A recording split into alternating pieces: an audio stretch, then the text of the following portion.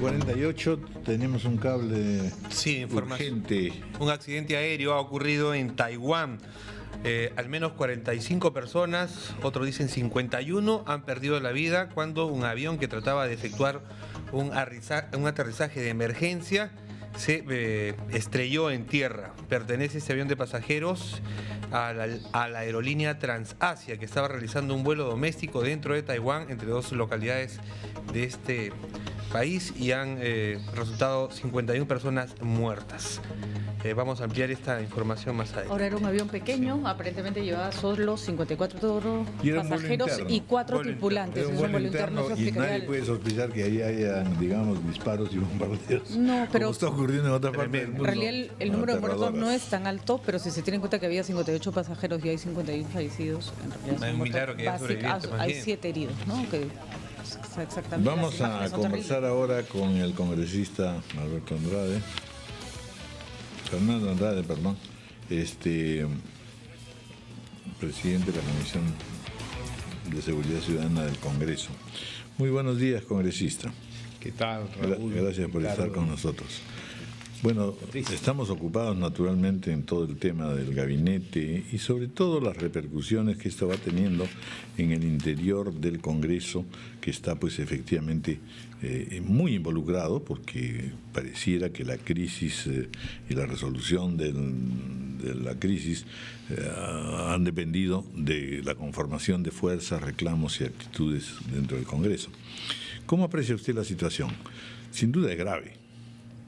Definitivamente nos ha causado un problema no solo a nivel ministerial, sino dentro del Congreso, porque con este nombramiento del presidente del Congreso, que pasa a ser ministro, y nos dejó acéfalo con el presidente, tenemos a una ministra que es también primera vicepresidenta, y entonces el segundo vicepresidente asume y en ese sentido pues también nos crea un caos interno, porque administrativamente el Congreso pues tiene áreas que trabajar en relación a cada una de esas vicepresidencias, y justo ahora que están terminando el periodo, pues ahí a alguien se le va a recargar la mano y el trabajo. Ese es un problema interno.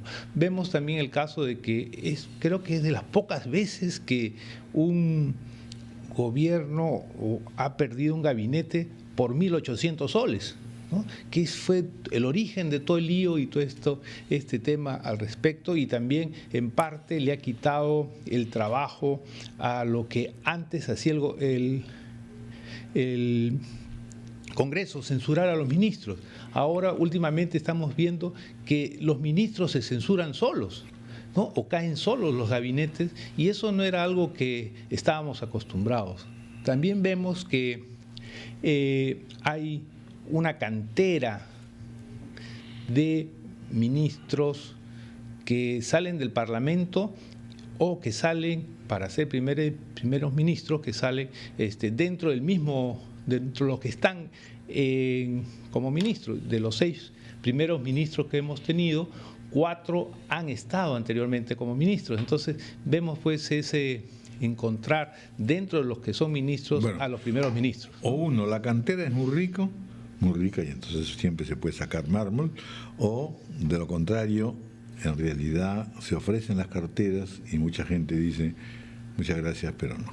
Eso es cierto también. O sea, hay una cierta soledad del régimen que también es preocupante, porque mucha gente dice no tenemos la seguridad de que las cosas caminen. Sí, eso es cierto. Y te digo, ahora que hemos estado nosotros en la selección de los candidatos a alcaldes, pues mucha gente honesta, trabajadora, correcta, me dice, mira, sí, o el sueldo no me alcanza, o no puedo, o no quiero comprometerme, o ven de lado la política y no quiere realmente trabajar por sus vecinos, ¿no? Entonces también pasa con los ministerios, aunque siempre van a haber voluntarios e interesados en ser, claro, ¿no? Pero los demasiados interesados ya son sospechosos también es cierto, ¿no? Entonces hay que andar con cuidado ahí, y lo que es preocupante es que no hay una continuidad, porque los ministros tienen que estar varios años, ¿no? Eso es lo ideal, para que se puedan ver lo que están haciendo, porque tú en 5 meses, 6 meses, 8, 10 meses, tú no ves el trabajo de un ministerio. Un alcalde, sí, porque te hace una pista, te hace una reparación de la vereda, eso tú lo ves inmediatamente y puedes lograr satisfacciones. El caso de mover un ministerio toma mucho tiempo y sobre todo cuando son políticas de Estado, que es las que tenemos que tener y mantener. Entonces aquí hemos visto en el tema de seguridad ciudadana que hay cambios y cambios, ¿no? Y cada uno viene proponiendo nuevos métodos, y el caso del jefe de la policía también, ¿no? Que hemos tenido pues el plan Telaraña, el plan Estrella, el plan, y así cada nuevo jefe viene con algo nuevo en vez de seguir toda una política. Ahora nosotros comenzamos escuchando lo que había pasado en Taiwán. Yo hace 2 semanas estuve en Taiwán, precisamente viendo el tema de seguridad ciudadana, y comprenderás que es impactante ver una ciudad que tiene 13.690 cámaras de videovigilancia. Realmente impresionante. Entonces, con ese trabajo que están haciendo ellos, pues realmente le decía, oiga, ustedes aquí con el crimen ya prácticamente reducido o desaparecido, le digo, ustedes, policía, se aburren acá, ¿no? ¿Qué hacen? No, nosotros ahora tenemos el ciberdelito, ¿no? Los delitos ya vía internet, que es otro campo que están interviniendo y que están detrás de eso, ¿no? Pero es importante ver cómo esta prevención que se hace con la videovigilancia da resultados, ¿no? Y eso es algo que tenemos que hacer. De todas maneras, sí es un poco decepcionante que vemos un partido de gobierno que obviamente está en crisis como partido, y tal vez tendríamos que analizar por qué nos gobierna, ¿no? Un partido que ni siquiera presenta candidatos, ni un candidato, a elecciones regionales y municipales. Tal vez debiéramos exigirles más a nuestros partidos políticos o a los partidos políticos de nuestro país para que participen en elecciones, y eso tal vez les daría más cohesión o les daría mejor existencia. Sí, ¿no? más sostenibilidad, más participación. Somos Perú, por ejemplo, está participando en más de 440 distritos, provincias y regiones, lo cual nos pone en el 4º grupo político que más candidatos ha presentado o está presentando estas elecciones, obviamente con el corazón de Somos Perú. Y eso pues te dice que estamos en la pelea, estamos en la lucha y estamos formando y sacando pues del semillero de la gente que quiere participar y en la política, que no es cosa fácil, como les decía anteriormente, pero tenemos que seguir en esa lucha para fortalecer los partidos políticos, que al fin y al cabo, mal que bien, es lo que tenemos que hacer, fortalecer los partidos políticos. Está con nosotros también el señor Elías Grijalva, presidente de la Central de Trabajadores del Perú, para opinar sobre el nuevo gabinete y las circunstancias políticas que estamos viviendo. Bienvenido. Muchas gracias y buenos días a todos ustedes que son los periodistas de Radio Programa, de un programa tan interesante. Sí, efectivamente para nosotros está muy claro, ¿no?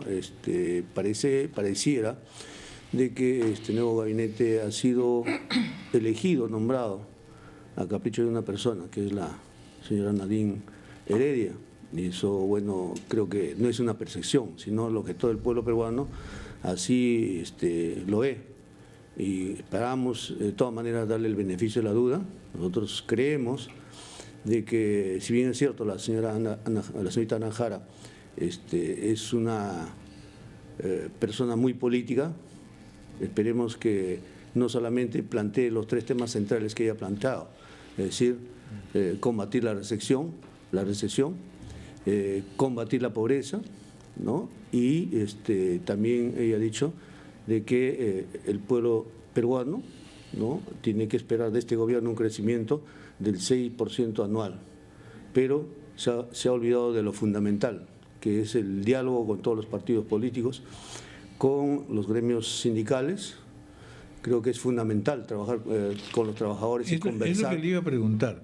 En esta administración, ¿cuál ha sido la relación del gobierno con los trabajadores, con las centrales sindicales, con la fuerza operativa del país? Ha sido muy displicente, en realidad no ha habido un diálogo sincero, firme, de apertura, donde se haya podido escuchar tantos problemas laborales, y que hasta ahora no hemos sido escuchados por el presidente de la República. Si bien es cierto, solamente ha recibido a un solo gremio, Es cierto que 3 centrales sindicales hemos estado luchando por tratar de conversar con el presidente de la República ante tantos problemas que se están presentando. Hasta ahora no ha sido resuelto el problema de los médicos del MINSA, de la huelga de las enfermeras de salud, no ha pasado nada con la huelga de los trabajadores del Poder Judicial, de los mismos médicos del Seguro Social. O sea, el gobierno se ha desentendido con la fuerza laboral y por eso que hay mucho resentimiento, hay mucho reclamo y indudablemente en el transcurso de estos meses se van a ir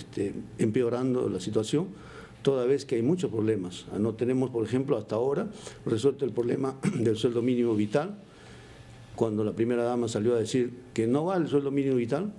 Entonces creo que eso es un mal augurio, porque indudablemente pensábamos que este gobierno, que vino con una fuerza impulsada por los trabajadores, pensábamos que iba a ser un gobierno diferente, un gobierno donde escucha a los trabajadores, resuelva los problemas de los trabajadores. No podemos admitir que una pensión los trabajadores esté en 450 soles promedio, ¿no? Creo que nadie puede vivir en el país con 450 nuevos soles. Pero el sueldo mínimo no es ese. No, el sueldo mínimo estoy hablando de las pensiones. Pero poniéndonos en 750 soles. Poniéndonos un poco en contexto, el sueldo mínimo es 750, no quiero ser abogada del diablo, pero se ha subido 2 veces o hasta en 3 ocasiones en este gobierno. Tampoco es que los hayan abandonado. Una sola vez. Una sola vez. ¿No? Estaba en 600 soles, subieron a 750 soles. Y eso es una nivelación, porque en realidad el sueldo mínimo está desfasado. De acuerdo, pero tampoco es que no se haya hecho nada, ¿no? Nadie, ¿no?, en el Perú puede vivir con 750 nuevos soles, y eso lo sabe todo el mundo. Un ministro, ¿cuánto está? En 30.000 nuevos soles. Les han incrementado el 100%. Los señores congresistas están ganando un promedio de 15.000 nuevos soles, ¿no? ¿Y cuál fue el argumento para aumentarle el 100% a los señores ministros? De que no les alcanzaba 15.000 soles. Entonces, los trabajadores, yo me pregunto, ¿podrán vivir con...? No, está claro que no, pero también está claro que, vamos, no es una decisión tan fácil de tomar y no es que no se haya hecho nada al respecto. A ver, vamos, ese era mi punto, ¿no? Algo se ha hecho.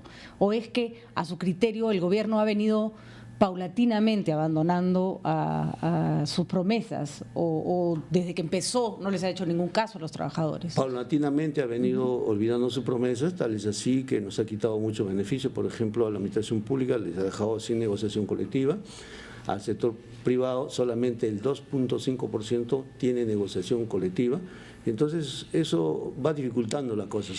¿Hay algún grupo político que interprete mejor puntos de vista de los trabajadores y de sus centrales? Bueno, ahorita todos los grupos políticos están un poco también distanciados de los trabajadores, porque creen que los trabajadores somos muy pedigüeños. Yo creo que en toda democracia los trabajadores debemos ser escuchados, más aún que este gobierno se jacta de practicar el tripartismo, trabajadores, empleadores y gobierno, que no se está cumpliendo en realidad. Nosotros hemos tenido la oportunidad de trabajar con la señorita Nájara, que es la nueva premier. Claro, ha sido ministra de Trabajo. Claro, y no había mucho diálogo, solamente hemos tenido 2 veces, ¿no?, la oportunidad de conversar con ella, le hemos planteado los problemas laborales. Pero me parece que la pregunta de Raúl iba por también porque ustedes han sido reconocidos o identificados como una central sindical afín al Partido Aprista. El Partido Aprista estuvo en el gobierno anterior, y los reclamos eran los mismos, ¿no? Sí, o sea, no estamos diciendo que los reclamos de los trabajadores de la noche a la mañana tienen que resolverse, pero por lo menos debe haber, ¿no?, indicios de querer solucionar los problemas. Nadie está pidiendo que del 100% que estamos planteando. La parte crítica está en realidad en los trabajadores públicos, ¿no es cierto? Claro, también el sector privado. O sea, en el sector privado, ¿cuál es la situación? Porque en realidad lo que se dice son 2 cosas. Primero, que se necesita mano de obra más calificada, entonces hay que hacer un esfuerzo ahí de formación y de emprendimiento, que también los sindicatos tienen muchísimo que hacer.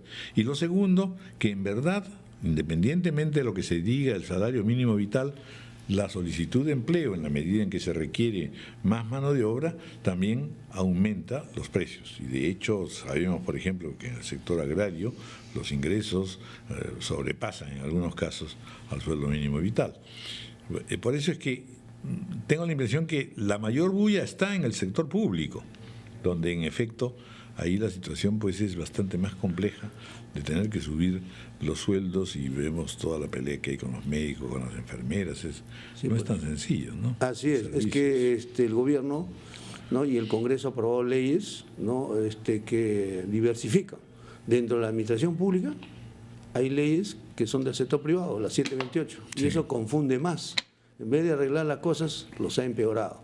Y en el sector privado tenemos la situación de los contratos, ¿no? Hay gente que trabaja en el sector de exportación, donde día a día los contratan, o sea, no tienen seguridad de nada.